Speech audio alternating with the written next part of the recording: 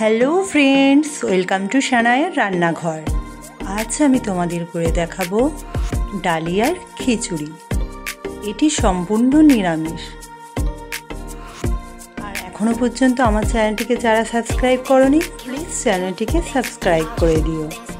এটি খেতে খুবই সুস্বাদু। প্রথমে আমি কড়াই গরম করে নিলাম। কড়াই গরম করে নিয়ে তার মধ্যে মুগ ডাল আমি হালকাভাবে ভেজে নেব।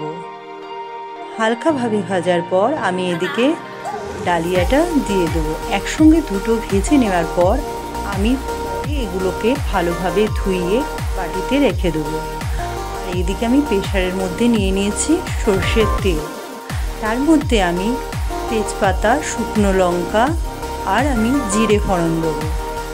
আর এদিকে আমি একটা মশলা পেস্ট করে রেখেছিলাম, টমেটো, জিরে আর দুটো শুকনো লঙ্কা। সেই মশলাটি এটার মধ্যে দিয়ে ভালোভাবে নেড়ে চেড়ে নেব। আর কিছুটা আমি এখানে অ্যাড করেছি হলুদ আর ধনে গুঁড়ো। তারপর মশলাটিকে হালকা জল দিয়ে ভালোভাবে নেড়ে চেড়ে নেব।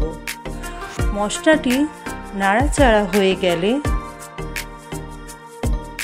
এরপর এই মশলার মধ্যে আমি গরম করে ধুয়ে রাখা ডালিয়া আর মুগ ডালটিকে মশলার মধ্যে দিয়ে ভালোভাবে নেড়ে চেড়ে তারপর আমি গরম জল দিয়ে কিছু বাদাম অ্যাড করব আর সঙ্গে একটু ঘি অ্যাড করব এর মধ্যে।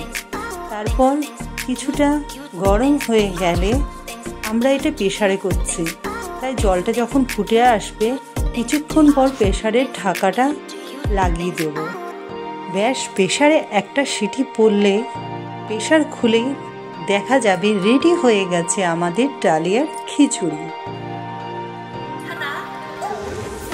আর এইদিকে আমাদের নিরামিষ ডালিয়ার খিচুড়ির সঙ্গে রেডি হয়ে গেছে নিরামিষ পোস্তর বড়া, আলু ভাজা আর একটা সব সবজি দিয়ে নিরামিষ একটা তরকারি, ল্যাবড়ার তরকারি, আর এদিকে আমের চাটনি। কার কার ভালো লাগলো প্লিজ কমেন্ট করে জানিও, আর একটা লাইক আর চ্যানেলটিকে সাবস্ক্রাইব করে দিও।